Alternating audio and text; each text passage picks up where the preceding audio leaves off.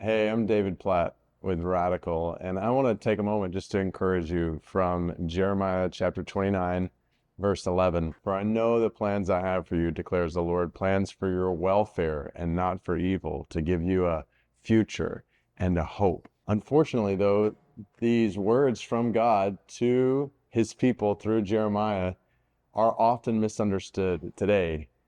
This is a promise, not that God is going to keep you and me from suffering, or that when we walk through suffering, it's going to last for just a short period of time.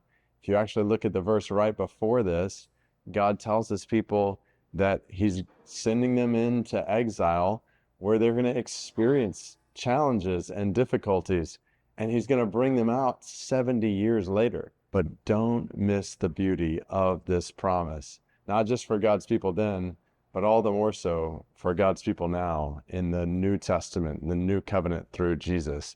God has not promised that he's going to keep us from all suffering in this world. Instead, God has promised that he's going to bring us through all suffering in this world. That when we walk through challenges and difficulties, he is going to be with us, and he is going to give us the grace that we need to persevere all the way to the end. We know that there is coming a day when there will be no more suffering, no more sorrow, no more tears. God's going to wipe every tear from our eyes, and we're going to see him face to face, free from all sin and suffering and death. I can only imagine some of you who are listening to this right now are walking through really hard days. And I just want to encourage you with this word from God to you. He is with you.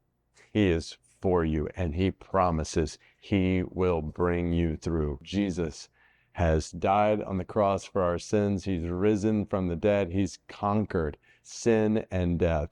And for all who trust in him, he will have the last word. And his promises to you will keep you all the way to the end as you hold fast to him.